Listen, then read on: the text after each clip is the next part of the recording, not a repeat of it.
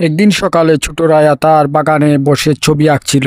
সে খুব ভালো আঁকতে পারত, কিন্তু তার রং পেন্সিলগুলো সব ভেঙে গিয়েছিল। হঠাৎ একটি রঙিন টিয়া পাখি উঠে এসে তার সামনে একটা চকচকে পেন্সিল ফেলে দিল এবং বলল, এই পেন্সিলটা জাদুর পেন্সিল, তুমি যা আঁকবে সেটাই সত্যি হয়ে যাবে, কিন্তু খেয়াল রেখো এটা ভালো কাজে ব্যবহার করতে হবে।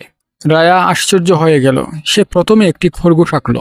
চোখের সামনে খরগোশটি লাফাতে লাফাতে রায়ার সামনে এলো। তারপর রায়া আবার আঁকলো একটা সুন্দর নীল পাখি। সঙ্গে সঙ্গে এক মিষ্টি গানের পাখি উড়ে এলো। রায়া খুশিতে লাফাতে লাগলো।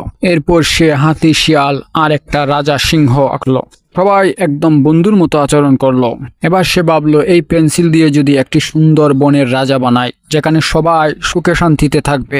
রায়া আঁকলো সবুজ গাছ, নদী, পাহাড়, একটা রোদেলা আকাশ। পুরো এলাকা জাদুর মতো সুন্দর হয়ে উঠলো। পশু পাখিরা খেলতে লাগলো, কেউ কারো ক্ষতি করছিল না। কিন্তু একদিন রায়ার এক বন্ধুর মন খারাপ ছিল। সে রায়ার পেন্সিল চুরি করে একটি বিশাল রাক্ষস এঁকে ফেললো। রাক্ষসটা গর্জন করে উঠে বলল, এই বন আমি দখল করব।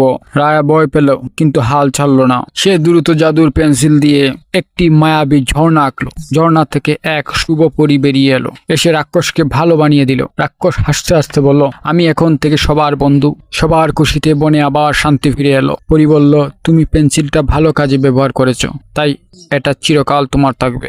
বাচ্চারা, তোমরা সব সময় ভালো কাজ করবে, সব সময় বড়দের কথা মেনে চলবে, নতুন কিছু শেখার চেষ্টা করবে। গল্পটি যদি তোমাদের ভালো লেগে থাকে তবে একটা লাইক এবং একটা সাবস্ক্রাইব করে দেবে।